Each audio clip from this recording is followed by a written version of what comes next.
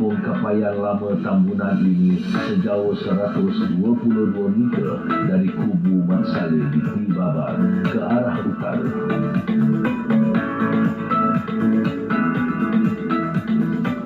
Kota Masator ini mencerminkan kepintaran rakyat tempatan ketika itu dalam merancang, mereka bentuk dan membina struktur yang begitu canggih dan sukar dijatuhkan pihak British.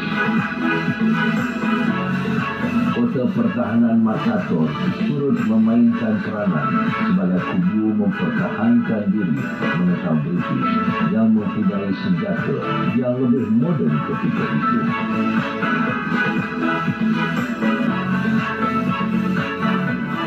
Tentang arsitek ini, memang kemahiran orang-orang dulu ini tidak kita melihat dengan sebelah mata saja, sebab kalau mengikut dahulunya semua pun tiada paku ya, mereka menggunakan rotan dan kayu-kayu besar dan bambu-bambu untuk buat rumah. So ikatan-ikatan bangunan suatu ketika dulu memang sangat-sangat rapi, dan pembuatan kota-kota itu juga sangat rapi sehingga kan tidak ditembusi oleh senjata-senjata yang buatan manusia seperti lembing, sempitan dan panah ini. So batu juga itu mereka ambil daripada sungai dan disusun seperti apa yang generasi-generasi sekarang ini buat apabila mereka buat satu benteng di sungai untuk mengambil air. So itu semua cara orang dulu bagaimana cara mereka membuat satu benteng batu. Oke, ya itulah semua peninggalan-peninggalan arsitek orang-orang dahulu lah.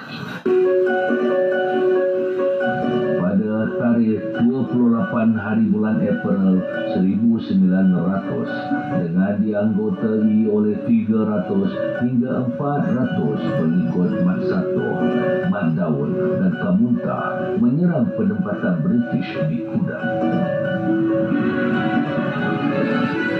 Serangan tersebut berjaya melawan Kuda serta berjaya membunuh pekerja company. Malangnya, semasa serangan balas oleh pihak Inggris, Mat Sator dan Mat Daud telah terkorban. Beberapa orang pemberontak yang menjadi orang kanan Mat Sator berjaya ditangkap. Peninggalan-peninggalan kota itu kita tidak nampak sekarang. Dia disebabkan kebanyakan bahan-bahan yang digunakan itu adalah kayu dan juga bambu. Jadi bila pada masa peperangan itu berlaku, kayu dan bambu ini semakin lama semakin tua dan semakin kering.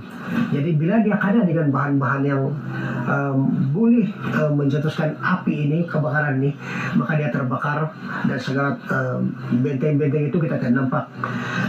Cuma mungkin kalau kita buat satu pengorekan di sana ataupun ekskavasikan, kita akan nampak susunan-susunan itu, susunan-susunan benteng.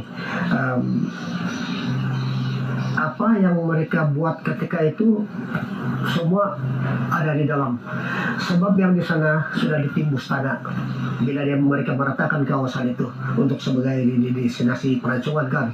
So batu-batu itu langsung tiada yang terkeluar, sebab satu pantang larang orang-orang dusun ini, satu kawasan yang mengakibatkan nyawa orang ini, yang kadang-kadang dia terus dijadikan dia sebagai satu kuburan ya, di mana terdapat banyak orang mati dan itu adalah kuburan besar dikira begitu, dan mereka tidak akan dibenarkan menyentuh apa-apa yang ada di dalam dan tidak boleh kasih keluar. Lebih baik ditimbus sama sekali supaya roh-roh yang ada di sana itu dia akan selamat. So sebab ketika dulu apa-apa peralatan yang mereka guna atau kita bawa keluar, dia punya penunggu tersendiri. Sebab inilah kepercayaan suatu ketika dulu. Tapi yang di sini di sini di Masare itu, di Masator ini, kita nampak masih susunan-susunan batu, dan sehingga ke hari ini tiada yang merusakkan kawasan ini. Kalau dia sudah dirusakkan, ulama sudah orang kasih rusak. Dan kawasan ini sebenarnya telah dibina rumah di kawasan sini dulu, tapi kawasan itu sama sekali langsung tidak diganggu. So itulah kepercayaan, jangan mengganggu tempat-tempat yang sudah dihuni oleh ini Roro.